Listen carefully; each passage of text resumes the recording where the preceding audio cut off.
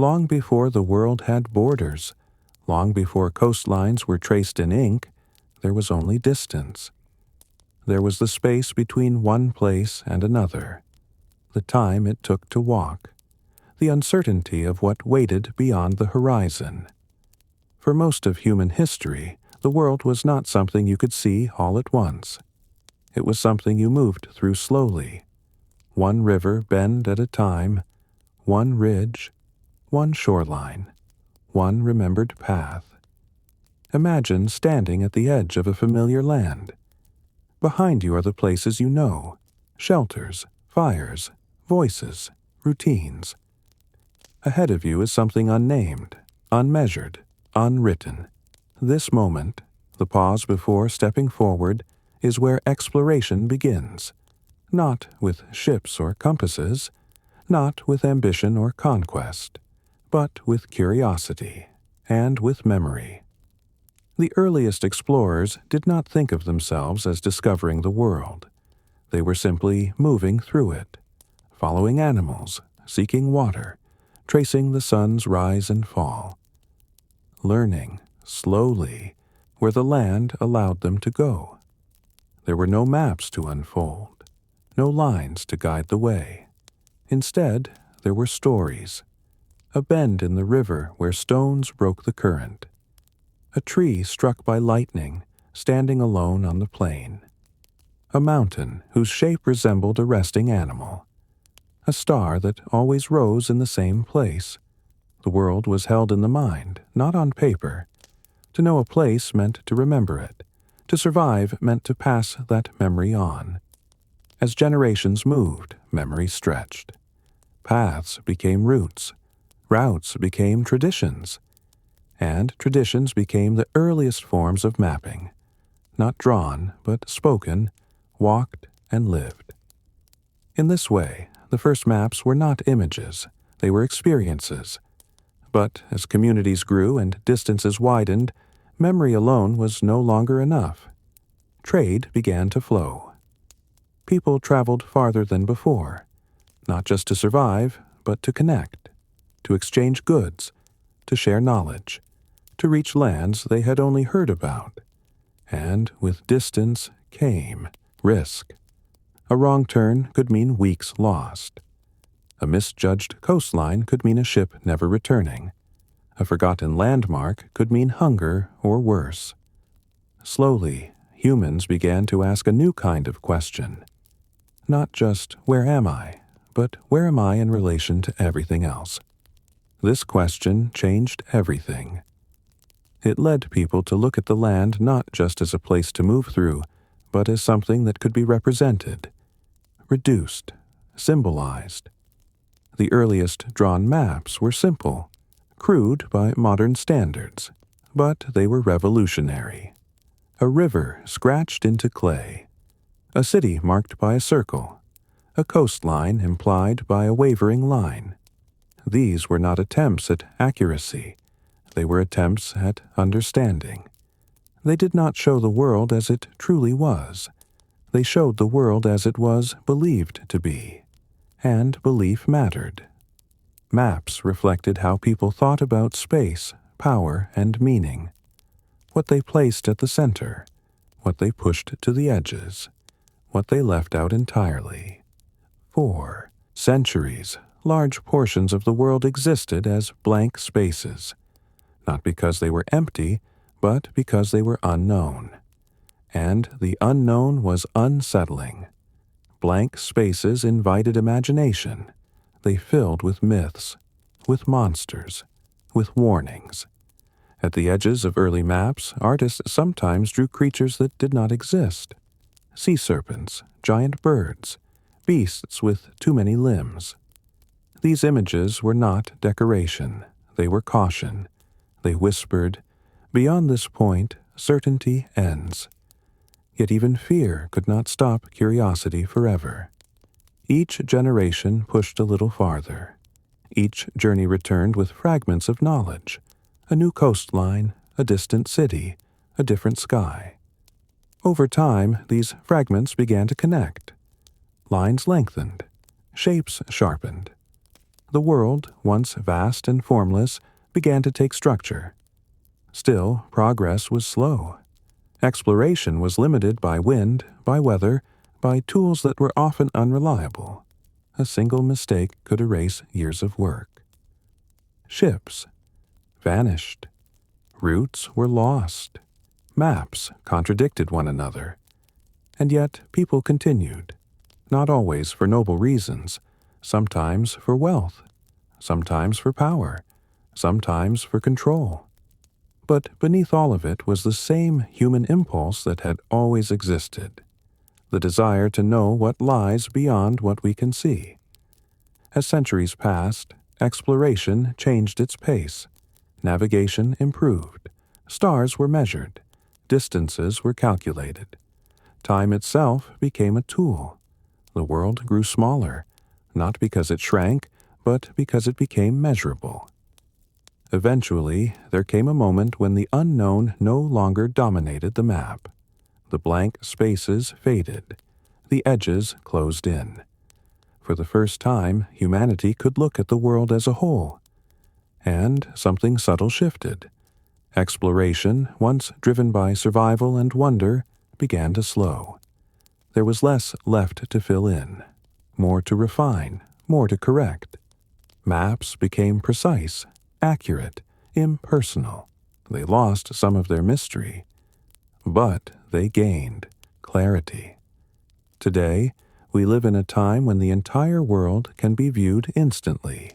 A satellite image, a digital globe, a zoomed-in street. Distance feels smaller than ever. And yet, something of that early uncertainty remains. We still wonder what lies beyond our current understanding. We still stand, metaphorically, at the edge of the known. The history of exploration is not just the story of ships and journeys. It is the story of how humans learned to see the world, and themselves, from a distance. It is the story of patience, of trial and error, of maps that were wrong before they were right. And it is a reminder that knowledge did not arrive all at once. It came slowly, step by step, line by line. In this series, we will move through that history at the same gentle pace. We will trace how the world was mapped not in leaps, but in careful increments. How each era understood the earth a little differently than the one before. And how those understandings shaped the way humans moved, traded, ruled, and imagined their place in the vastness around them. This is Archive of Rest, where history is told slowly so you can rest. And as we begin, we start not with certainty, but with a quiet question that has guided humanity for thousands of years. What lies beyond the edge of the map? Before the world was drawn, it was remembered. Long before lines were placed on parchment, before coastlines were fixed by ink, humans carried the shape of the land inside their minds. The world was not something you looked down upon from above. It was something you moved through at ground level, slowly, carefully, repeatedly. To travel was not to explore in the modern sense. It was to follow what was already known. Early human movement was shaped by necessity: food, water, shelter, warmth.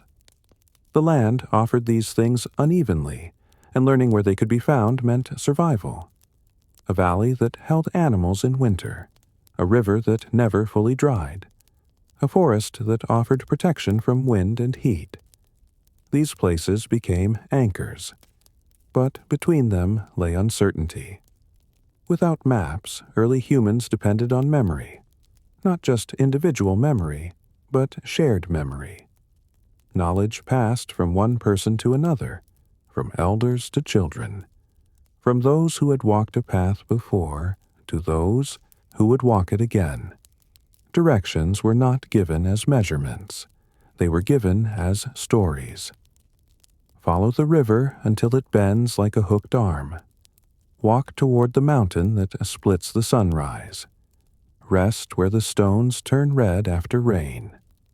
Landmarks mattered more than distance. A journey was not measured in miles but in moments, the time between two recognizable features, the effort required to reach the next safe place. In this way, the land itself became a guide. Rivers were among the earliest paths. They cut through terrain predictably, offering water and movement at the same time. Following a river meant fewer surprises.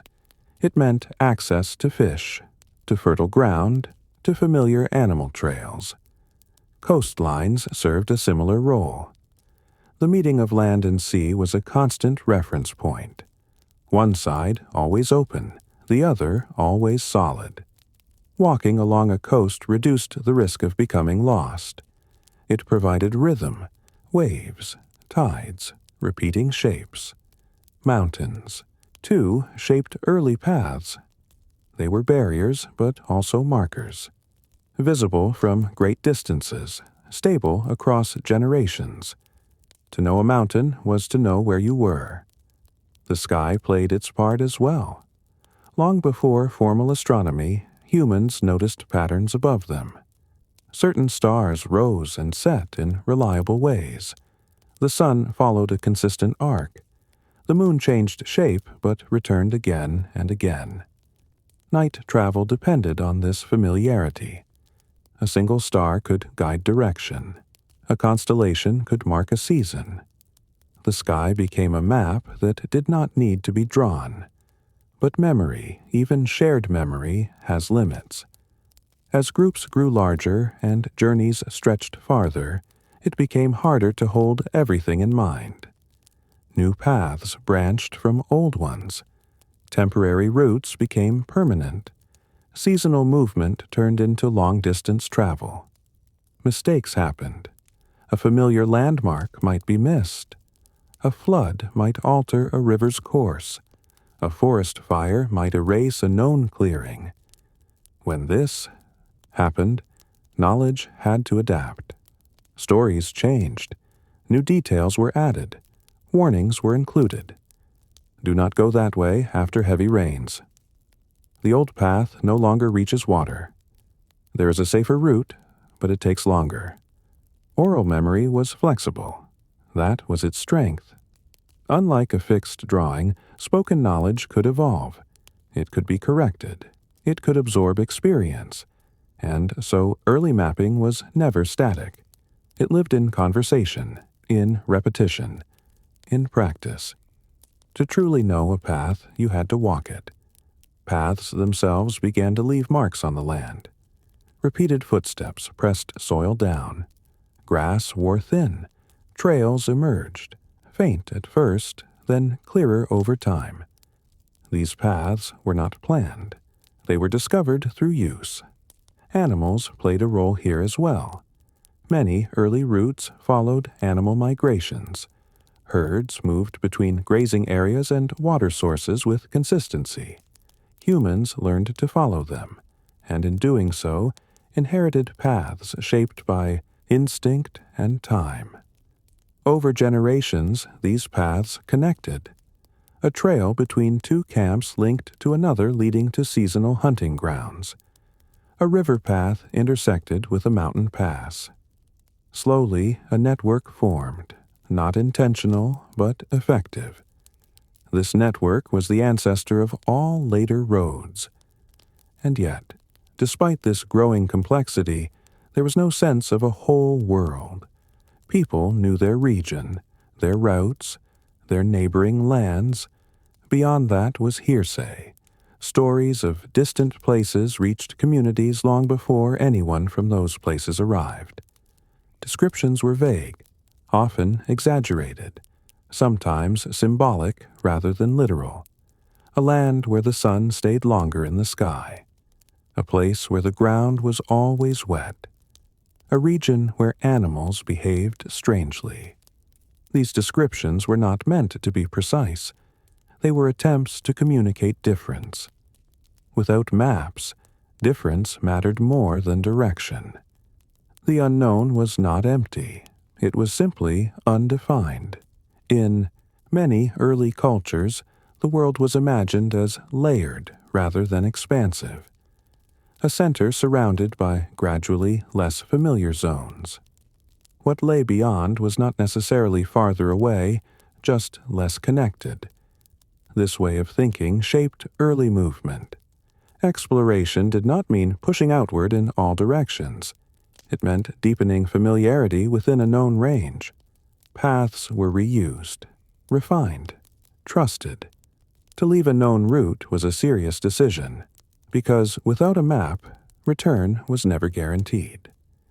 This is why early exploration often followed cycles, seasonal movements that brought people back to the same places again and again. Each return reinforced memory. Each repetition strengthened the mental map. Over time, these mental maps became detailed, rich with information invisible to outsiders.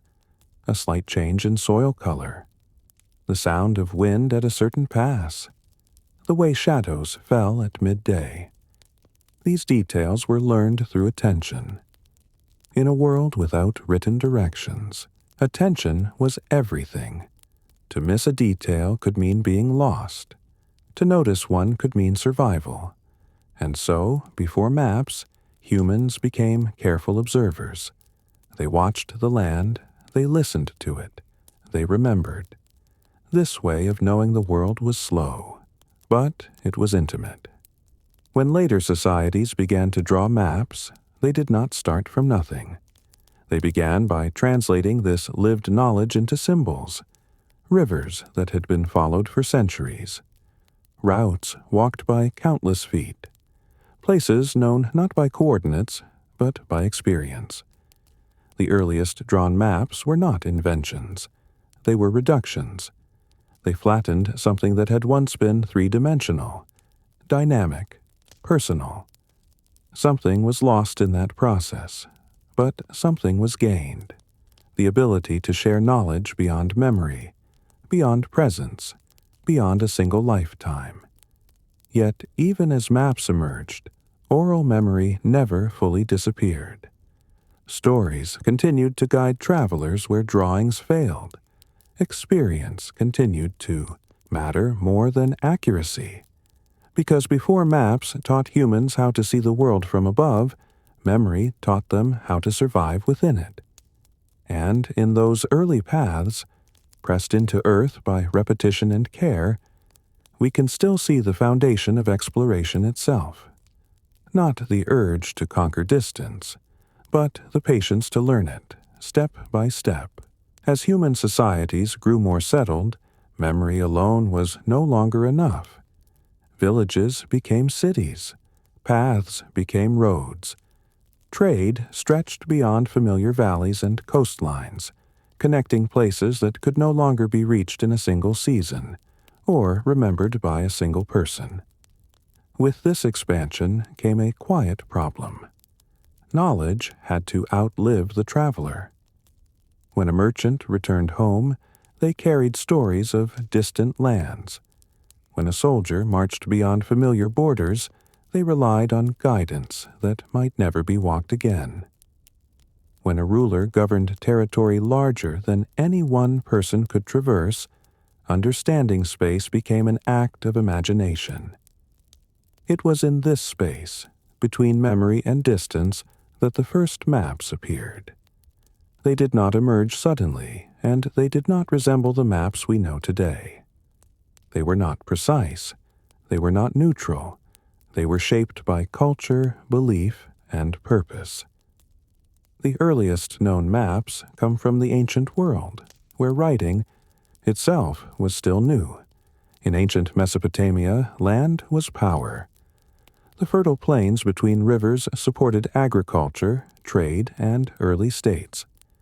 Fields needed boundaries. Canals needed planning. Cities needed records of what they controlled. Some of the first maps were practical tools, scratched into clay tablets.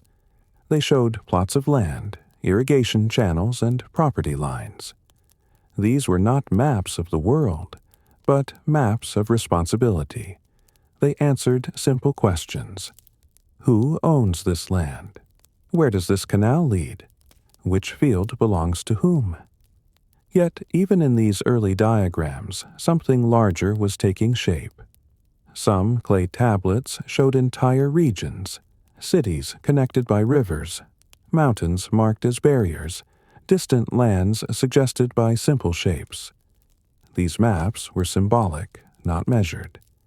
They reflected how people understood space, not how it actually appeared.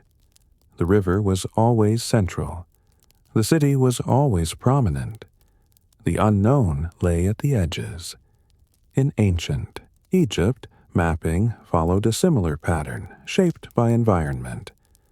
The Nile dominated Egyptian life. It flooded predictably, bringing renewal but also erasing boundaries. Fields vanished under water and reappeared months later. To manage this cycle, Egyptians developed surveying techniques. After each flood, land had to be remeasured and reassigned. Geometry was not an abstract discipline here, it was survival. Maps were used to restore order, but Egyptian maps also carried meaning beyond measurement. Tomb paintings sometimes included symbolic maps of the afterlife. Landscapes not meant to be walked, but understood. These images placed temples, rivers, and sacred paths in idealized positions, reflecting belief rather than geography. In this way, mapping became a bridge between the physical and the spiritual. The world was not just where people lived, it was where meaning resided. Further west, in the Greek world, maps began to shift toward theory. Greek thinkers inherited practical knowledge from earlier cultures, but they asked different questions. Not just where things are, but why they are arranged that way. They debated the shape of the earth. Some argued it was flat, others that it was curved. Over time, observation and reasoning led many to accept that the earth was spherical, an idea that would quietly reshape mapping forever. Greek maps often attempted to show the entire known world, what they called the oikumene, the inhabited earth. These maps placed the Mediterranean at the center, surrounded by Europe, Asia, and Africa. Oceans formed a boundary, not because they had been fully explored, but because they represented the limits of knowledge. Distance was still poorly understood. Scale was inconsistent. Directions could be distorted, but the ambition had changed. For the first time, people were attempting to draw everything they believed existed. Maps became philosophical statements. They revealed assumptions about importance and balance. Greece and nearby regions were drawn large and detailed. Distant lands shrank or blurred. Some areas were filled with notes rather than shapes, names without form. This was not ignorance. It was honesty. These places were known only by reputation. In ancient China, mapping developed along a different path. There, maps were closely tied to administration and governance. As states expanded, rulers needed to understand roads, rivers, and borders. Maps were tools of control, but also of organization. Early Chinese maps, drawn on silk or wood, showed river systems with remarkable accuracy. Mountains were stylized but consistent. Distances were sometimes measured in days of travel rather than units of length. What mattered was usability. A map needed to guide officials, messengers, and armies. It needed to reflect how the land functioned, not how it looked from above. Across these ancient cultures, maps shared a common trait. They were selective. No map attempted to show everything. Choices were made, consciously or unconsciously, about what to include and what to omit. Sacred places were often emphasized. Political centers were enlarged. Remote regions were simplified or ignored. The map was not a mirror. It was an argument, and the argument usually favored the mapmaker. Still, despite their limitations, These early maps changed how humans thought about space. For the first time, it was possible to imagine places you had never visited, to see relationships between regions without walking the distance between them, to hold an entire territory in your hands. This had consequences. Trade routes expanded. Military campaigns became more ambitious. Governance extended farther than before. Maps made distance manageable. But they also introduced a new illusion, the idea that the world could be fully known. Ancient maps often gave the impression of completeness. Edges were drawn with confidence. Boundaries were asserted firmly. Yet behind that confidence was uncertainty. Cartographers relied on second-hand accounts. Travelers exaggerated. Stories grew distorted as they moved from mouth to mouth. A mountain might be placed too far east. A river might flow the wrong way. An island might exist only in rumor. And still it was drawn, because drawing it made it feel real. In many cases, these inaccuracies persisted for centuries. One error copied from map to map, repeated so often that it became accepted truth. Maps, once drawn, were trusted. This trust gave them power. To appear on a map was to exist. To be left off was to be forgotten. Yet, despite this power, ancient maps remained fragile. They were hand-copied, easily damaged, rare. Most people never saw one. For the majority of the population, the world was still navigated through memory, landmarks, and stories. Maps belonged to elites, rulers, scholars, merchants. They were not yet guides for everyday travel. Instead, they were tools for thinking. They allowed societies to step back from immediate experience and ask broader questions. Where does our land sit among others? How far does our influence reach? What lies beyond what we know? These questions would grow louder over time. As trade intensified and empires expanded, the need for better maps became unavoidable. Errors became costly. Uncertainty became dangerous. But for now, in the ancient world, maps remained tentative. They were first steps, attempts to translate lived experience into symbol, to flatten a vast, complex world into something that could be studied, debated, and passed on. They were imperfect, but they marked a turning point. From this moment on, the world would no longer exist only in memory and movement. It would exist on surfaces, in lines and shapes, in visions of what humanity believed the world to be, even before it truly knew. As ancient knowledge accumulated, a subtle shift began to take place. Maps were no longer only records of land and roads. They became expressions of ideas. In the classical world, especially around the Mediterranean, thinkers began to ask deeper questions about the nature of the earth itself. Not just how places related to one another, but what kind of object the world truly was. Was the earth flat, stretching outward until it ended? Or was it something else entirely?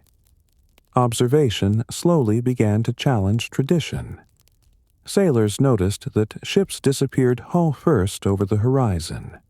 Travelers observed that stars changed position as they moved north or south. Shadows fell at different angles in different places. These details were small, easy to ignore, but over time they added up. The idea emerged, cautiously at first, that the earth might be curved. This was not a sudden revelation. It unfolded gradually through debate, experiment, and reasoning. And as the idea gained acceptance, it reshaped how people imagined space. If the earth was spherical, then the world could be measured. Not perfectly, not easily, but in principle. This realization marked a turning point in classical thought. The world was no longer just a collection of regions connected by routes. It was a single object, governed by geometry, and geometry demanded order. Classical scholars began to imagine the Earth as a grid, something that could be divided into lines and sections. Concepts like latitude and longitude were proposed, even if they could not yet be measured with precision. These ideas were abstract, but powerful. They allowed thinkers to imagine distant places not as vague territories, but as points on a shared surface. A city was no longer simply far away. It had a position. This was a new way of seeing. Maps from this period reflect that change. They attempted to show balance and symmetry. Land masses were arranged according to theory as much as experience. Proportions mattered more than detail. Accuracy, as we understand it today, was still out of reach. Distances were estimated. Directions were sometimes reversed. But the intention had shifted. Maps were becoming intellectual tools. One of the most influential figures of this era compiled vast amounts of geographical knowledge into a single framework. He gathered reports from travelers, merchants, and earlier scholars, attempting to reconcile their accounts into a coherent picture of the world. In his vision, the Earth was a sphere wrapped in a network of lines. Each location could be described by coordinates, numbers rather than stories. This approach was revolutionary. For the first time, geography aspired to be systematic. But this system rested on fragile foundations. Travel accounts were often inconsistent. Measurements varied by region. Time itself was difficult to standardize. Without accurate clocks, determining east and west positions was nearly impossible. As a result, many classical maps looked orderly but were deeply flawed. Continents stretched too far. Oceans were too narrow. Some lands were duplicated. Others were misplaced entirely. Yet these errors did not undermine confidence. Because classical mapping was less concerned with empirical perfection and more concerned with coherence. A map needed to make sense, even if it was wrong. This preference shaped how the world was drawn. The Mediterranean remained central, not because it was objectively the center of the earth, but because it was the center of knowledge and power. Lands closer to it were detailed and familiar. Lands farther away faded into abstraction. The world was divided into zones, sometimes climatic, sometimes cultural. Hot regions near the equator, cold regions toward the poles, temperate zones in between, believed to be best suited for civilization. These ideas reflected more than geography. They revealed assumptions about humanity itself. Certain regions were thought to produce certain kinds of people. Climate was believed to shape character. Geography became destiny. Maps quietly reinforced these beliefs. They did not simply show where things were. They suggested why things were the way they were. And because maps carried authority, these suggestions were rarely questioned. Despite their limitations, classical maps spread widely. They were copied, summarized, and taught. Over time, they became reference points, not just for navigation, but for understanding the world's structure. Centuries later, scholars would still rely on these frameworks, even as new information challenged them. This persistence reveals something important. Maps, once accepted, are difficult to unlearn. They shape expectation. They guide interpretation. They frame new knowledge within old boundaries.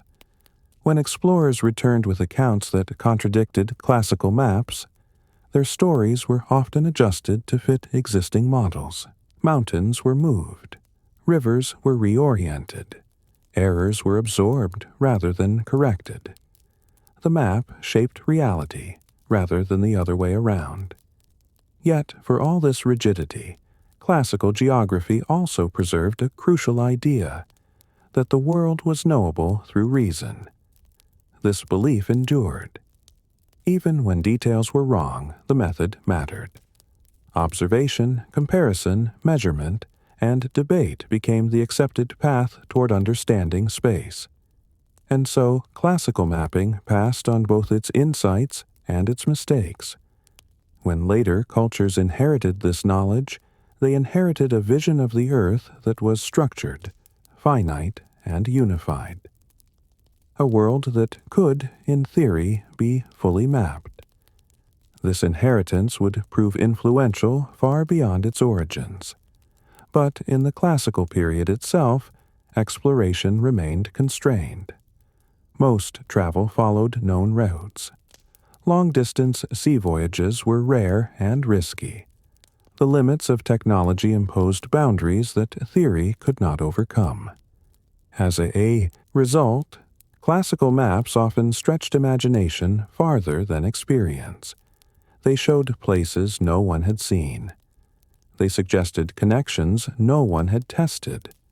They filled gaps with reasoned guesswork.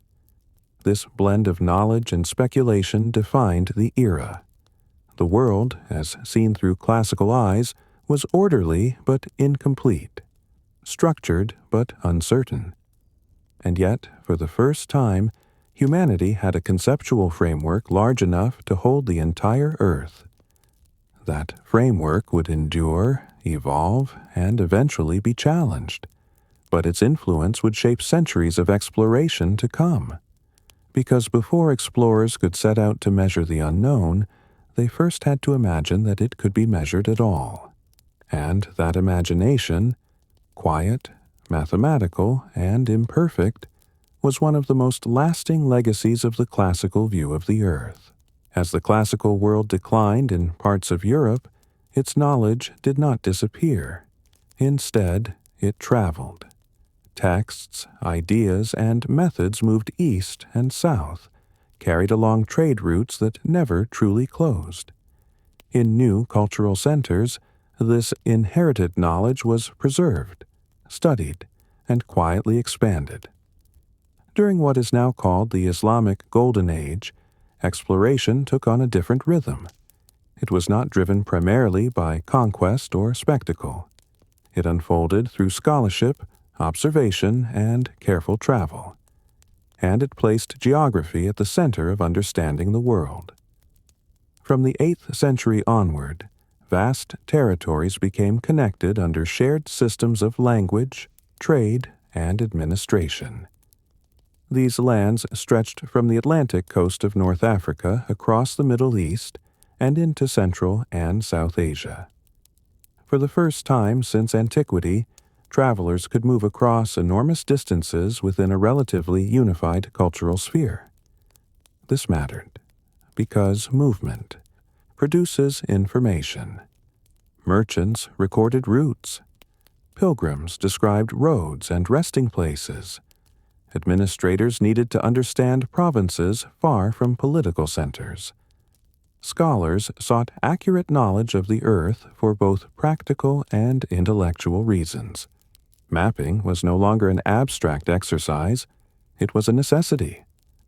One of the most important motivations for geographic study during this period came from daily life itself.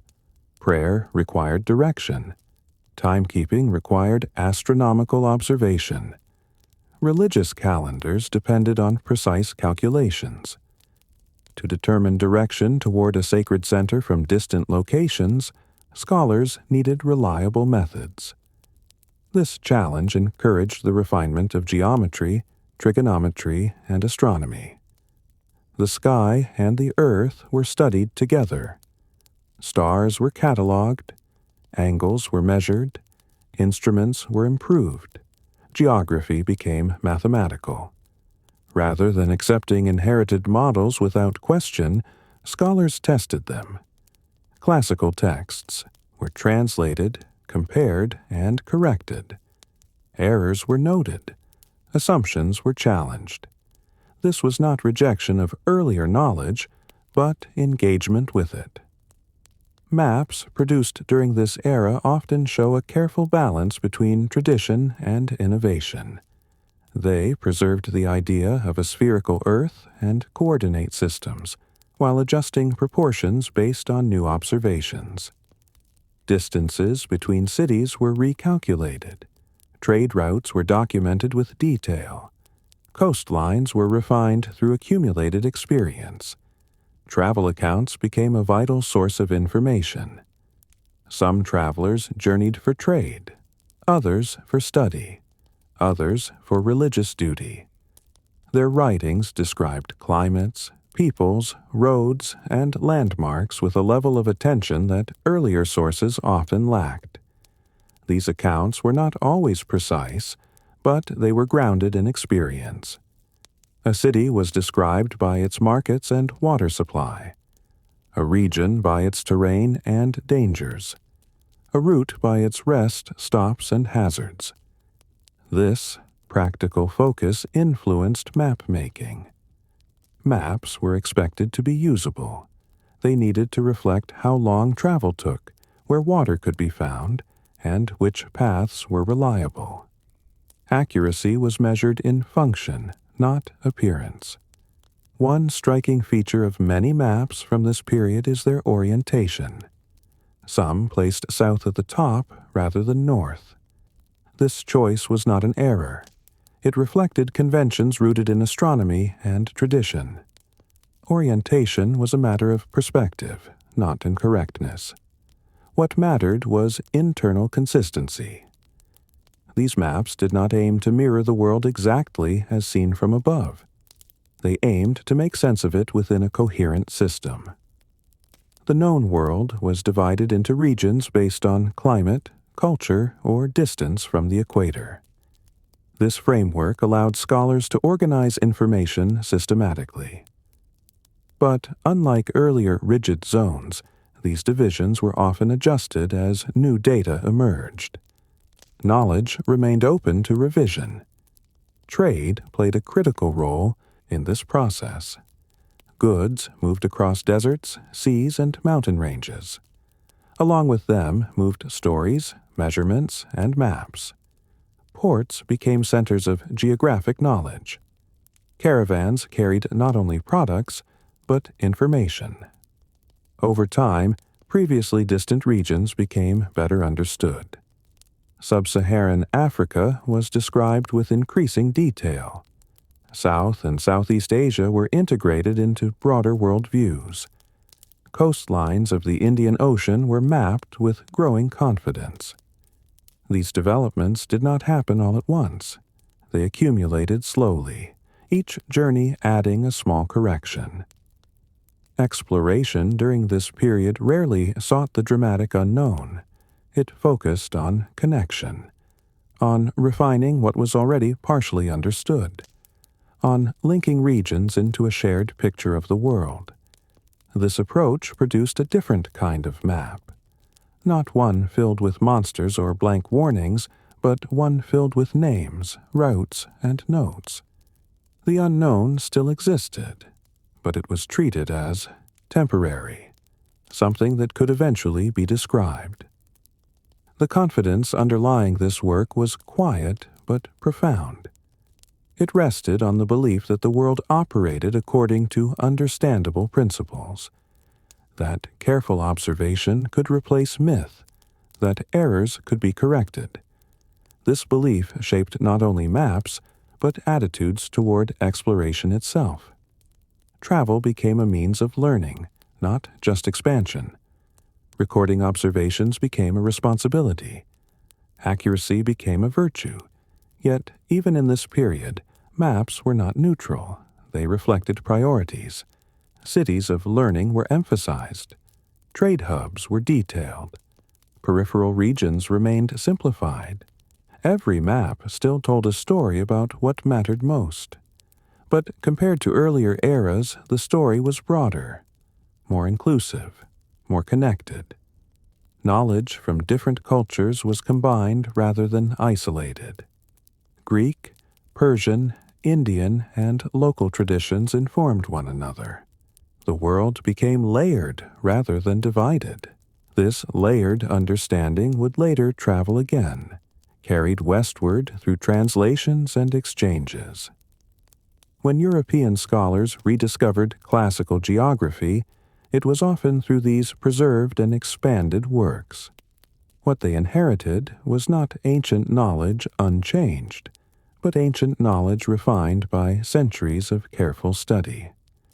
In this way, the Islamic Golden Age served as a bridge between theory and observation, between antiquity and the future, between a world imagined and a world measured. Exploration during this time did not rush forward. It paused, it examined, it improved, and in doing so, it prepared the foundations for a new phase of global exploration, one that would soon push beyond familiar seas and redraw the map of the world entirely.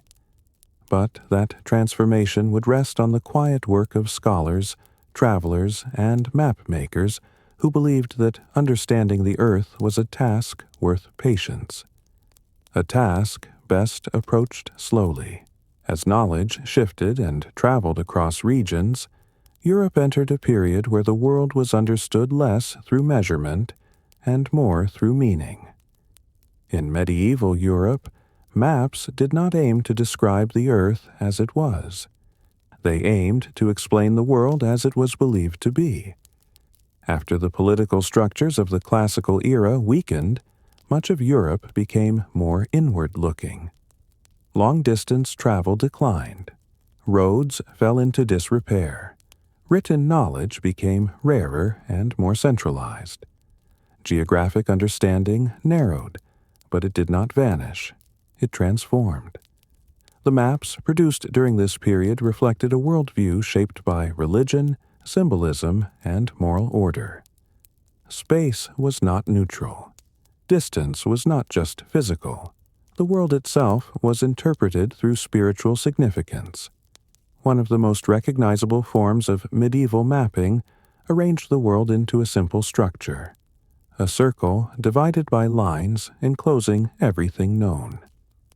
This was not a mistake. It was intentional. These maps placed sacred meaning above geographic accuracy. The center of the world was not determined by measurement, but by belief. Holy cities were placed at the heart of the map, regardless of their actual location. East often appeared at the top, not because of direction, but because of symbolism. The rising sun, associated with beginnings and renewal, carried spiritual weight. Maps became visual theology. Continents were labeled not only by name, but by their role in sacred history. Rivers flowed where Scripture suggested they should. Mountains appeared where stories placed them. Accuracy was secondary. Meaning was everything. These maps were not designed for travelers. They were designed for contemplation. They were meant to be read slowly, like texts. Each element carried layers of interpretation. The world was presented as ordered, purposeful, and complete, even if large portions remained unexplored. In this way, medieval maps offered comfort. They reassured viewers that the unknown was not chaotic. It existed within a divine plan. The edges of the map, however, told a different story. Beyond familiar lands lay uncertainty. Unlike earlier ancient maps that left edges vague, medieval maps often filled them with warnings. Strange creatures. Distant peoples described as monstrous or unnatural. Lands of perpetual heat or darkness. These figures were not intended as literal descriptions. They were metaphors. They marked the limits of familiarity. To approach the edge of the map was to approach the boundary between order and disorder, between the known and the unknown. The sea, in particular, carried fear. For many medieval Europeans, the open ocean was a place of danger and unpredictability. Coastal travel was common, but venturing far from land was rare. The ocean did not offer landmarks. It did not offer reliable orientation. It erased the familiar cues of land-based travel. Sailors hugged coastlines. Ports mattered. Islands were stepping stones rather than destinations. Maps reflected this caution. Coasts were drawn with relative care. Inland regions, especially those less connected by trade, were simplified. The open sea was often left empty or filled with symbolic threats. This was not ignorance alone. It was an honest reflection of experience. Most people had no reason to venture far beyond what was known. Trade routes existed, but they followed established paths. Pilgrimage routes were fixed and repeated. The idea of setting out to discover entirely new lands was not yet dominant. Exploration during this time was largely internal. Travelers moved between known centers. They sought relics, knowledge, or spiritual fulfillment. Their journeys expanded familiarity, but rarely challenged the boundaries of the world itself. Yet change was quietly underway.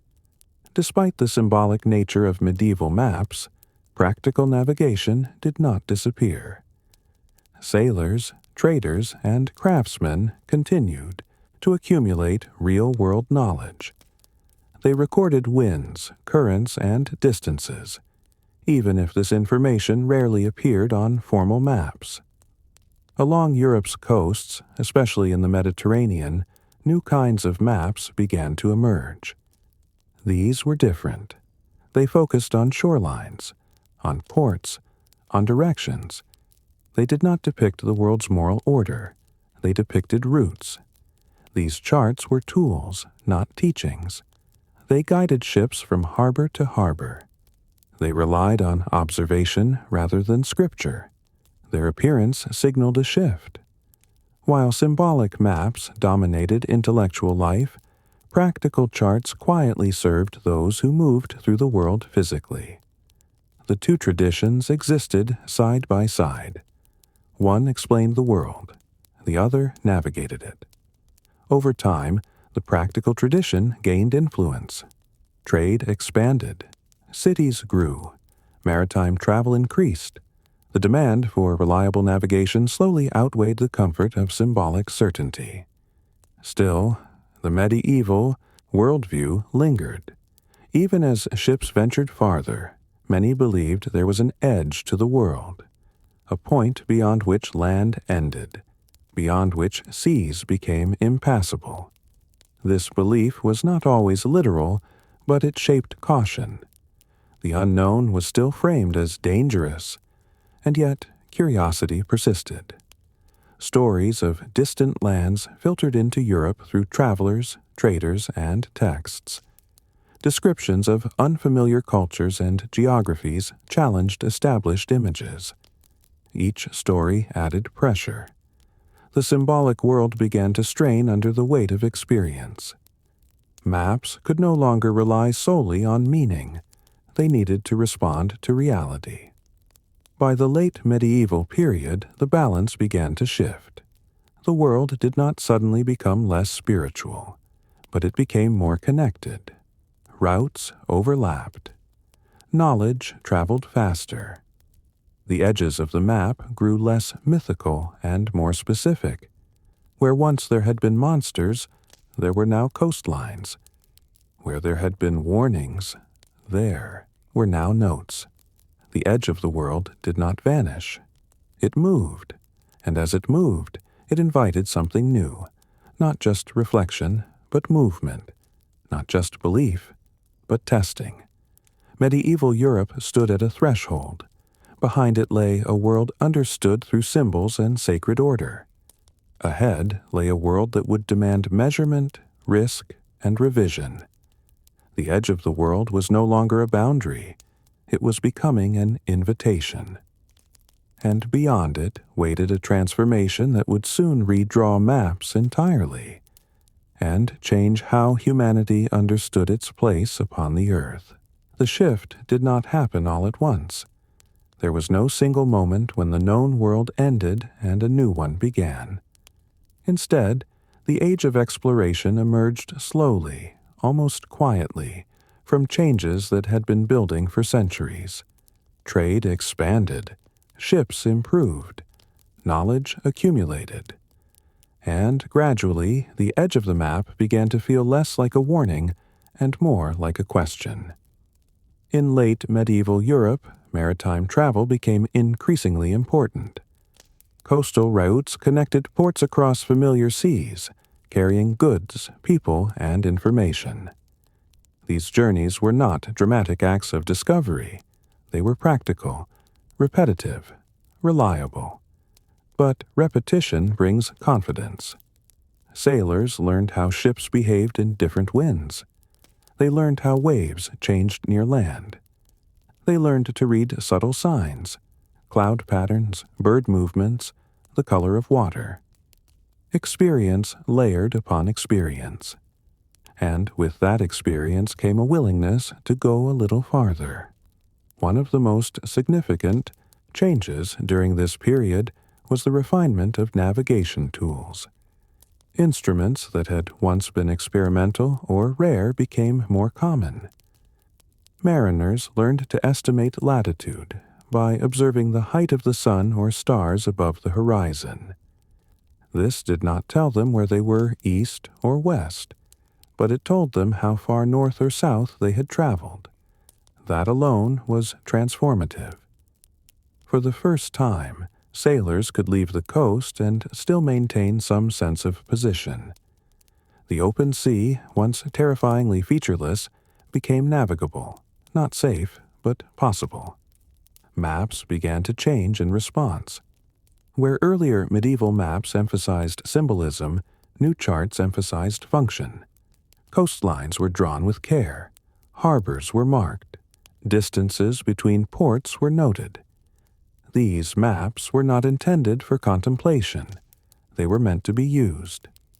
They showed the world not as it should be, but as it appeared to those who traveled through it.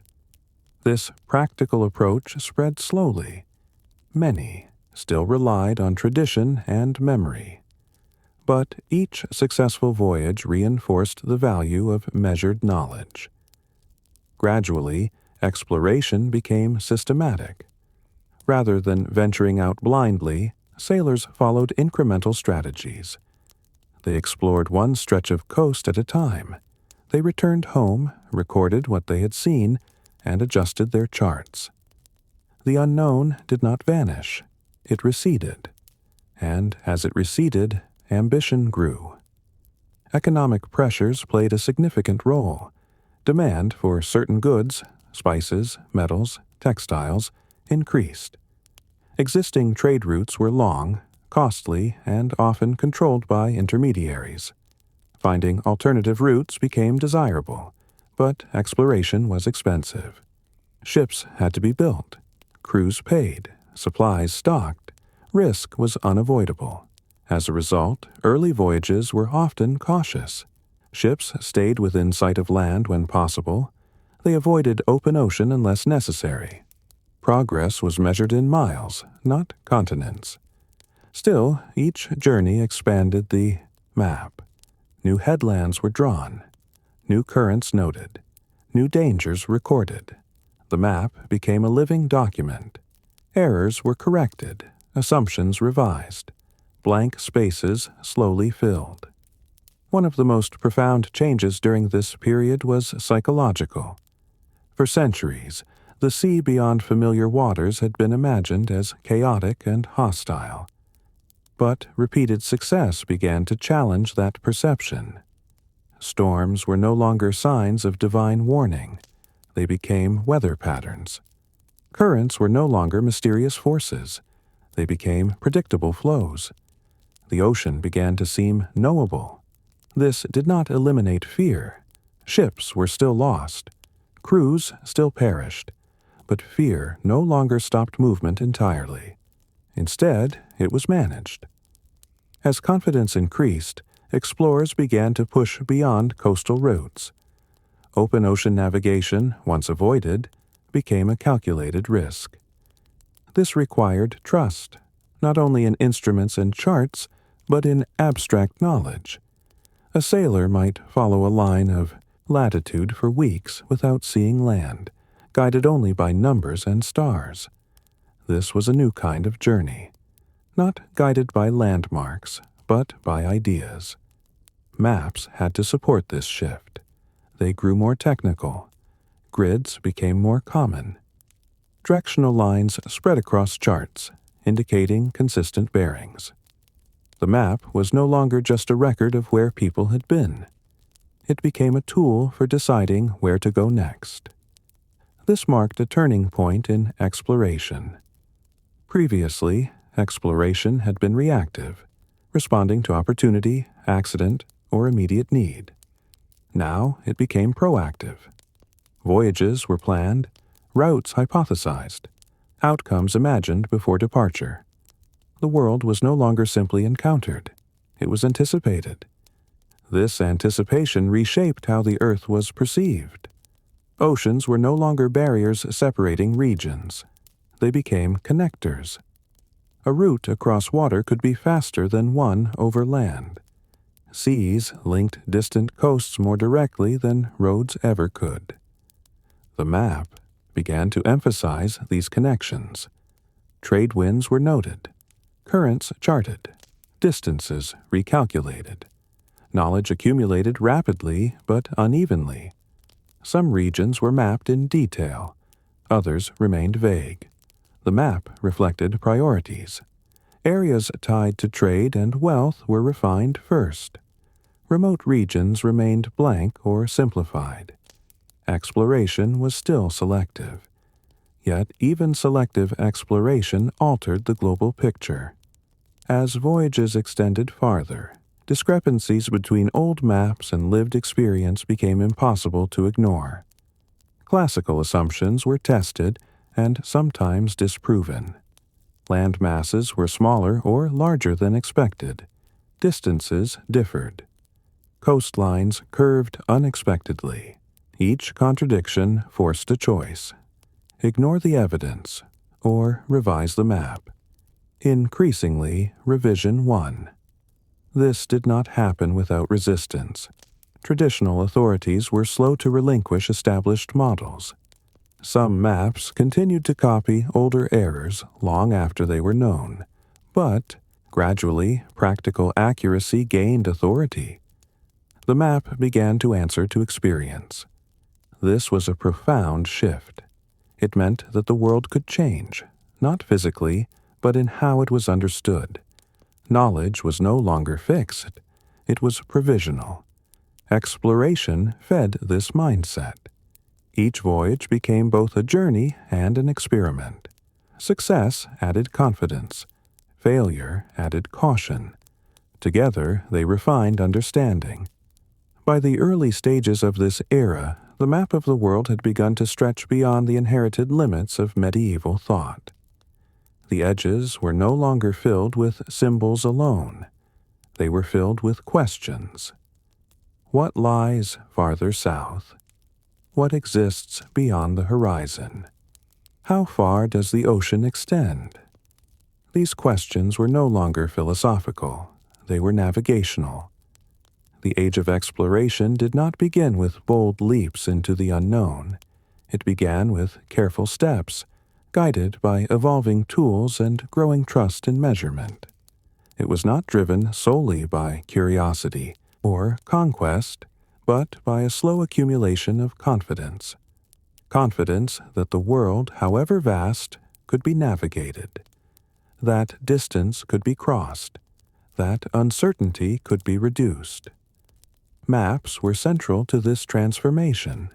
They no longer described a world defined by meaning alone.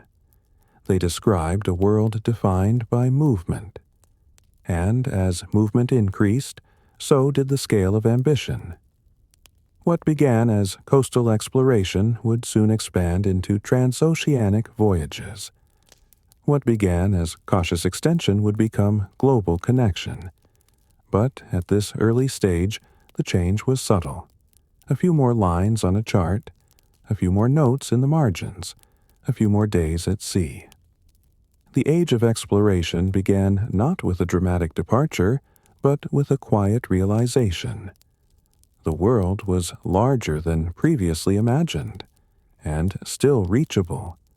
And with that realization, the map was no longer a boundary. It became an invitation. As exploration expanded, maps began to serve a new purpose. They were no longer only tools for travelers. They became instruments of power. When routes stretched across oceans and territories spanned continents, understanding space was no longer a matter of curiosity or survival alone. It became a matter of control. Empires depend on connection. Goods must move. Orders must travel. Resources must be counted. And to manage these movements, space had to be organized. Maps provided that organization. Trade routes were among the first features to receive sustained attention. These routes existed long before large empires formed, but as states expanded, they became arteries of influence. A route was not just a path between two places, it was a channel of wealth. Spices, metals, textiles, and ideas moved along predictable lines. Control of those lines meant leverage, economic, political, and cultural. Maps began to reflect this reality. Routes were drawn boldly, ports were emphasized. Junctions where multiple paths met were highlighted and enlarged. Inland roads and maritime lanes appeared side by side, forming networks rather than isolated journeys. The world, increasingly, was drawn as a system. Empires needed this view. Governing distant lands required more than force. It required knowledge. Officials needed to know where cities were located, how long messages would take to arrive, where resources could be extracted, and which routes were vulnerable. Maps answered these questions quietly. They translated distance into manageable units. They transformed vast territory into something that could be overseen from a single point. This shift changed how maps were made. Earlier charts focused on coastlines and navigation hazards. Now, interior regions gained importance. Rivers were traced farther inland. Roads connected cities across plains and mountains. Borders appeared more frequently. These borders were often not fixed in reality. They shifted, with treaties, wars, and alliances. But on maps, they appeared solid. Lines gave the impression of permanence. A boundary drawn on parchment suggested authority. It implied ownership, even when control on the ground was uncertain. In this way, maps did not just reflect empires. They helped create them. Trade maps, in particular, emphasized efficiency. Routes were compared, shortcuts proposed, alternative paths considered. The goal was not exploration for its own sake, but optimization. Which route moved goods faster? Which avoided hostile territories?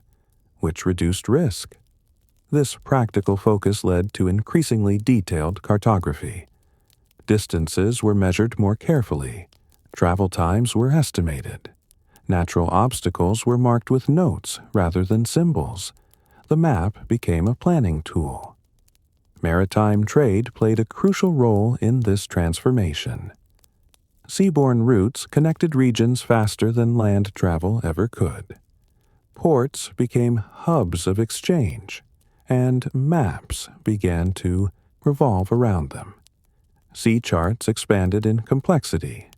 Wind patterns, currents, and seasonal changes were noted. Routes were adjusted depending on time of year. These charts were shared, copied, and guarded. Information itself became valuable. Some maps were restricted. Access was limited to certain institutions or officials. Knowledge of a reliable route could provide an advantage over competitors. This secrecy shaped mapping traditions. Details might be omitted intentionally. Errors left uncorrected for public versions. Accuracy became a strategic asset. Maps were no longer neutral records. They were curated documents. As empires grew, so did the scale of mapping. World maps reappeared, now filled with increasing detail. Continents were shaped more accurately. Oceans were crossed by faint lines indicating established routes. The world began to look connected. Yet this connectivity was uneven. Maps highlighted regions tied to trade and governance. Areas outside these networks remained vague. Some regions were still labeled with general descriptions rather than precise detail. This selectivity revealed priorities. Empires mapped what they needed. Trade routes shaped not only economics, but perception. Regions connected by trade felt closer, regardless of physical distance. Isolated regions felt distant, even if geographically near. The map reinforced this perception. A place frequently visited appeared larger and more detailed. A place rarely encountered shrank or blurred. Importance was drawn into existence. At the same time, maps began to standardize naming. Cities, rivers, and regions were labeled consistently across documents. This standardization made communication easier, but it also imposed external identities. Local names were sometimes replaced. Boundaries were simplified. Complexity was reduced for clarity. This reduction made administration possible, but it also erased nuance. Maps, by necessity, simplify. Empires depend on that simplification. Trade routes also carried ideas. Languages spread, technologies moved, beliefs traveled alongside goods. Maps began to reflect cultural influence as well as economic reach. A route was not just a line of movement, it was a corridor of exchange. This exchange accelerated change. Knowledge accumulated faster than before. New information returned along established routes and was integrated into existing maps. Corrections were made. Additions added.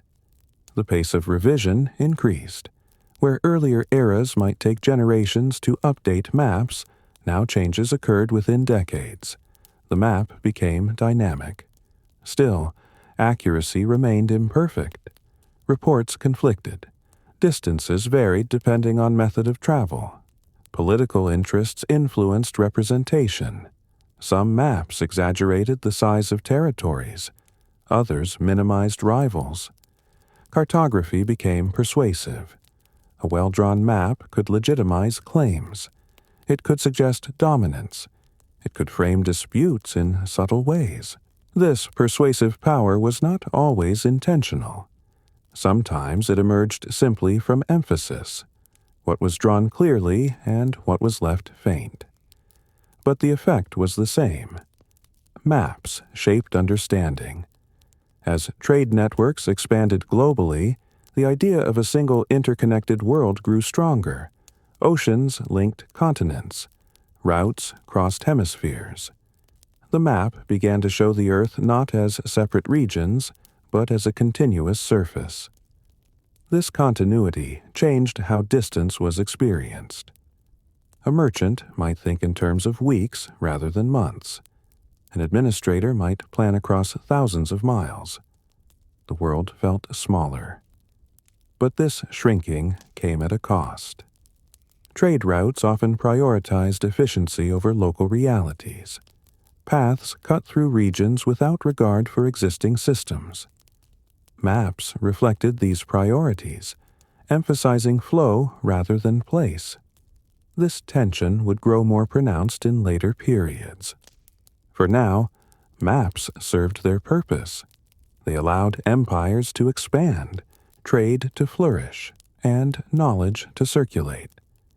They transformed exploration from isolated journeys into sustained systems.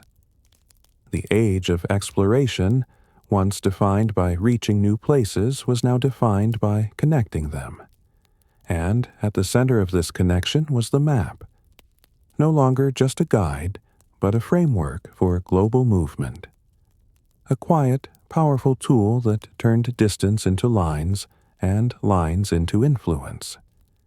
As routes multiplied and empires stabilized, the focus of exploration would begin to shift again, from discovering paths to measuring them precisely, from expansion to refinement, and the map would change with it once more.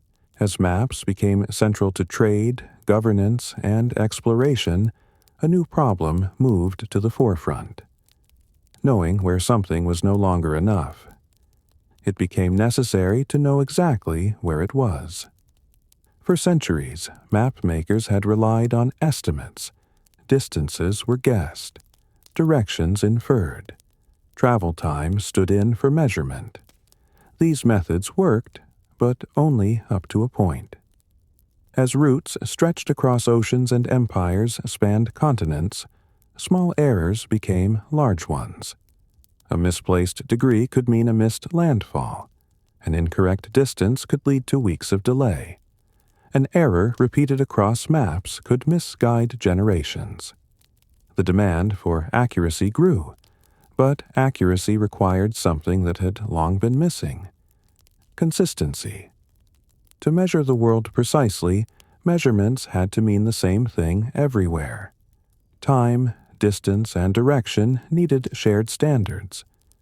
This was not simple. Latitude had been manageable for some time. By observing the height of the sun at midday or the position of certain stars, travelers could estimate how far north or south they were. Longitude was different. There was no natural marker in the sky that revealed east or west position. To know longitude, one needed to know the time difference between two locations, and time was difficult to keep at sea. Clocks drifted. Pendulums failed on moving ships. Temperature changes disrupted mechanisms. Without reliable timekeeping, longitude remained uncertain. This uncertainty shaped maps. East-west distances were often stretched or compressed. Continents appeared wider than they were. Oceans shrank or expanded depending on assumption.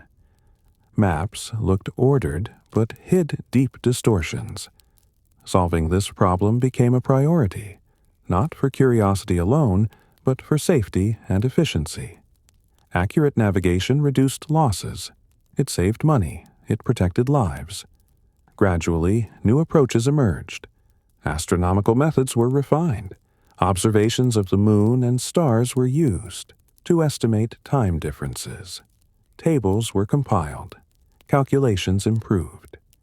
These methods were complex and demanding. They required training, clear skies, and precise instruments. Errors were common, but each attempt narrowed uncertainty. At the same time, land-based measurement advanced. Surveyors developed techniques to measure distances across terrain with greater precision. Angles were measured. Triangulation connected points across landscapes. Instead of measuring every mile directly, surveyors calculated positions by forming networks of triangles. This approach was efficient and accurate. Once a baseline was established, entire regions could be mapped with confidence.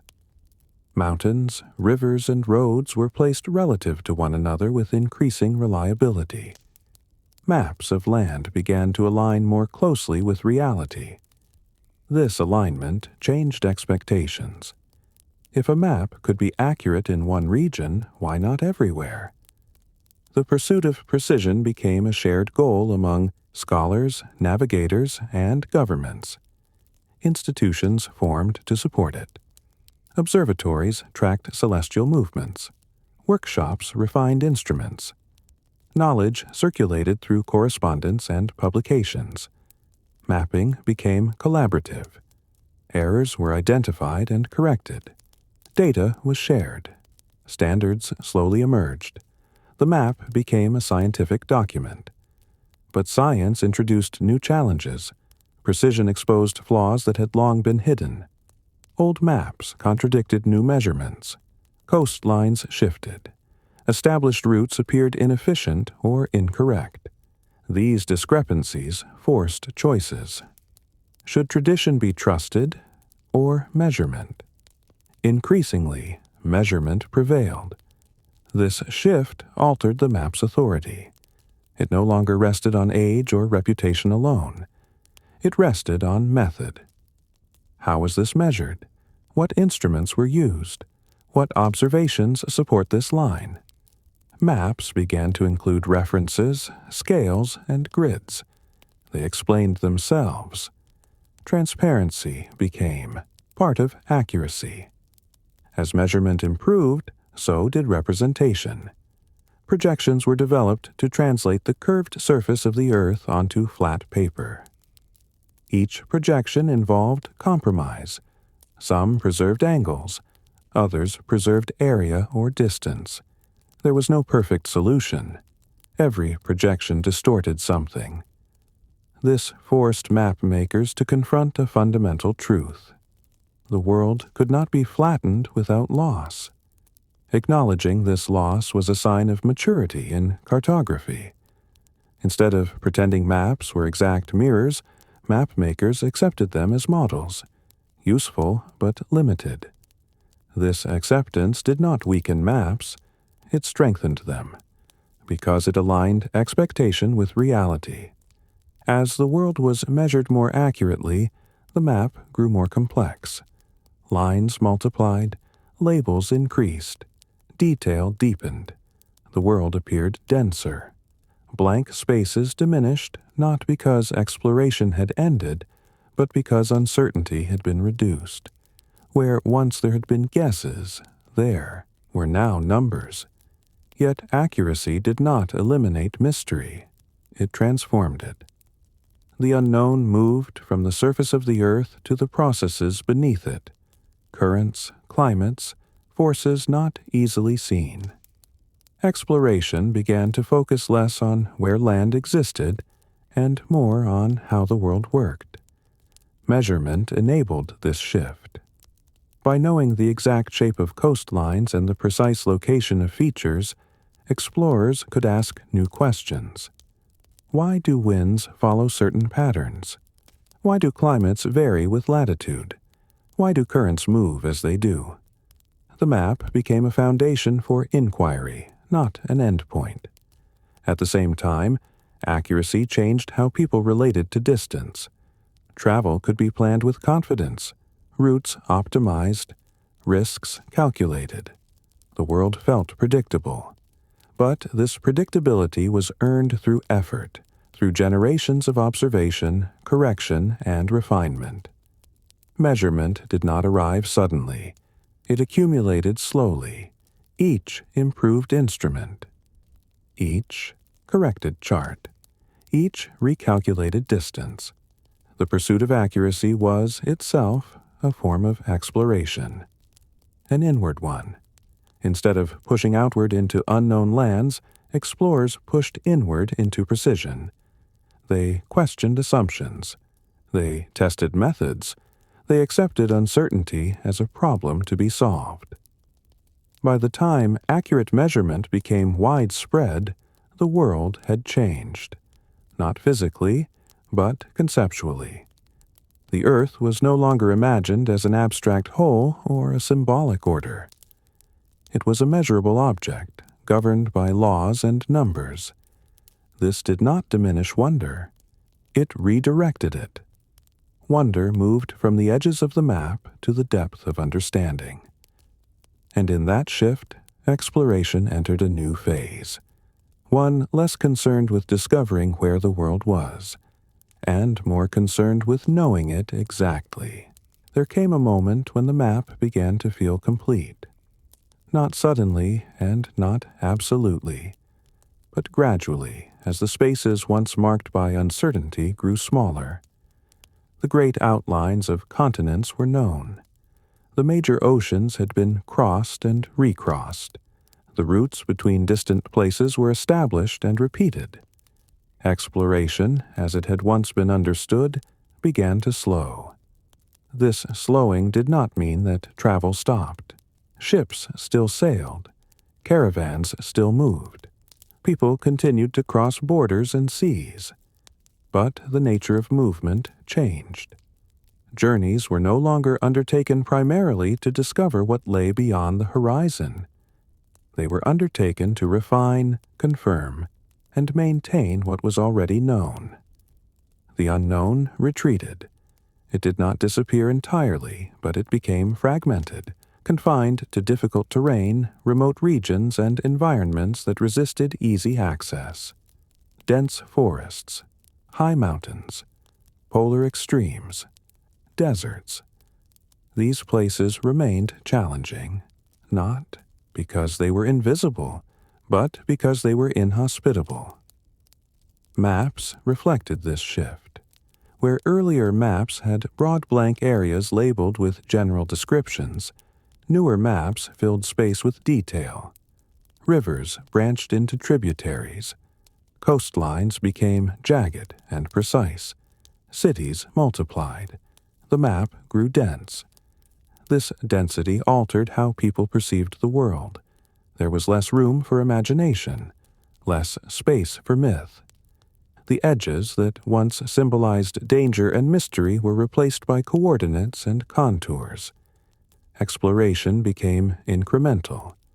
A coastline adjusted by a few miles.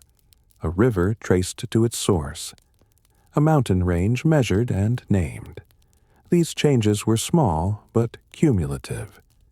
The map approached completeness through accumulation rather than revelation. This process required patience. Surveyors walked the land repeatedly. Sailors recalculated bearings. Cartographers compared sources and resolved discrepancies. Each revision made the map more reliable and less dramatic. The heroic age of discovery gave way to a quieter phase of consolidation. This did not diminish the importance of exploration. It changed its purpose. Accuracy mattered more than novelty. To know the exact course of a river was more valuable than to be the first to glimpse it. To confirm a coastline's shape was more useful than to describe it vaguely. Exploration became a form of maintenance. The map was no longer expanding rapidly. It was stabilizing. As stabilization occurred, attention shifted to detail. Elevation was recorded. Depth was measured. Climate patterns were noted. The world became layered.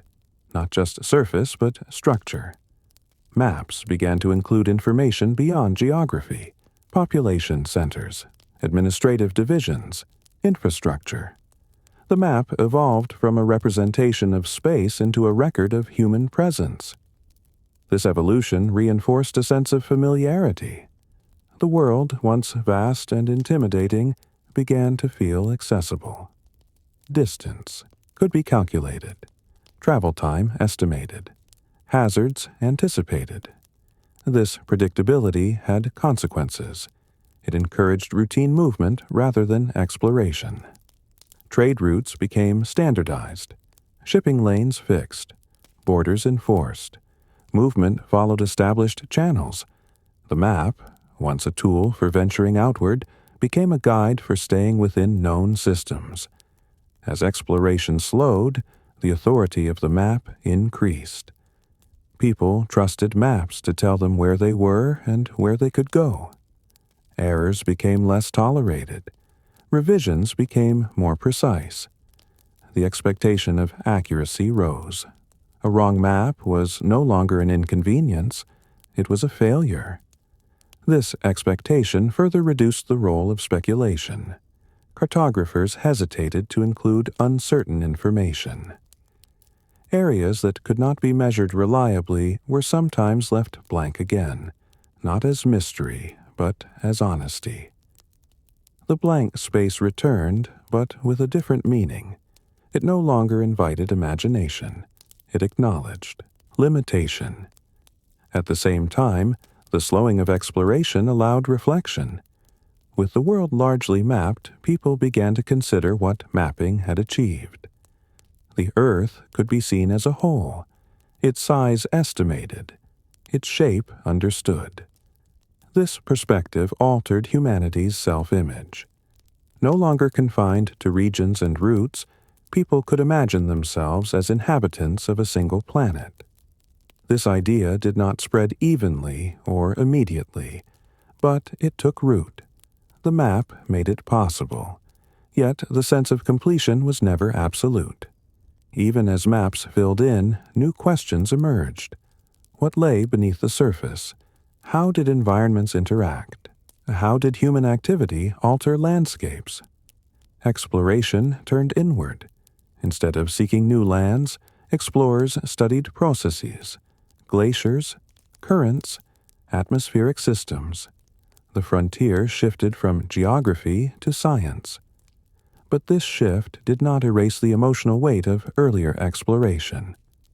The knowledge that the world had once been unknown lingered.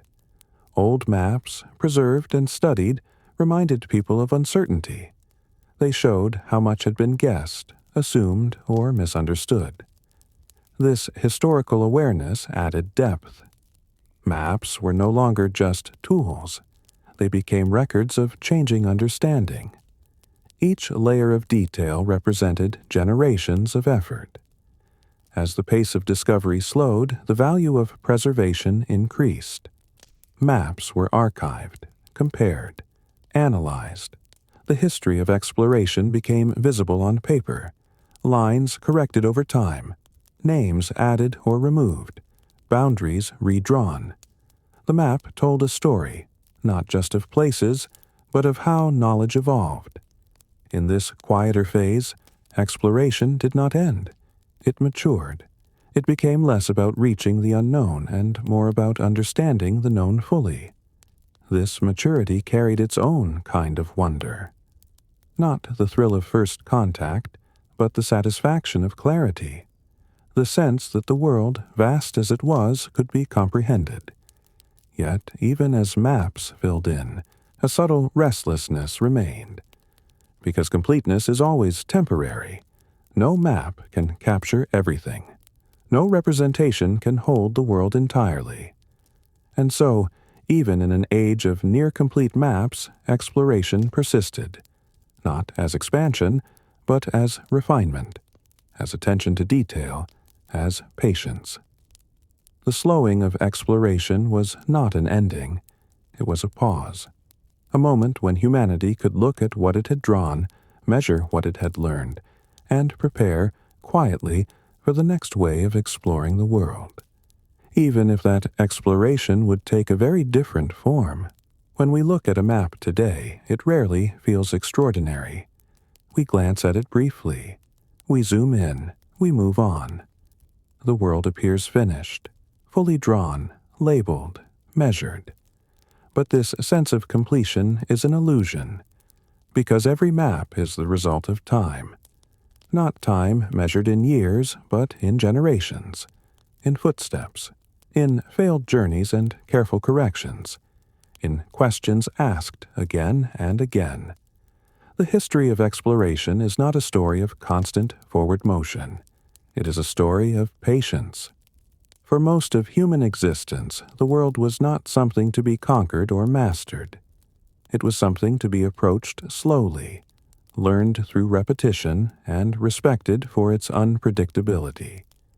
Before lines were drawn, people carried the land in memory. Before measurements were standardized, distance was felt in effort and time. Before borders were fixed, movement followed seasons and survival. Maps did not appear to simplify the world. They appeared because the world became too complex to hold in the mind alone. Each map represents an attempt to understand, to reduce uncertainty just enough to move forward. And yet, even as maps grew more accurate, they never became complete. Every map leaves something out. It must.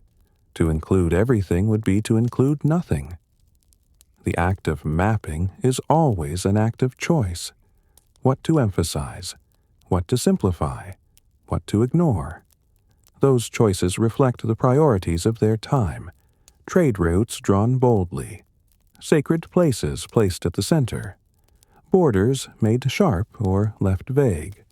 Maps are not neutral. They tell us what mattered. They reveal how people understood their place in the world, and how they wanted others to see it. As exploration slowed and maps filled in, something else changed. The unknown did not disappear. It moved. It shifted from the edges of continents to the spaces between understanding, from geography to process, from surface to system.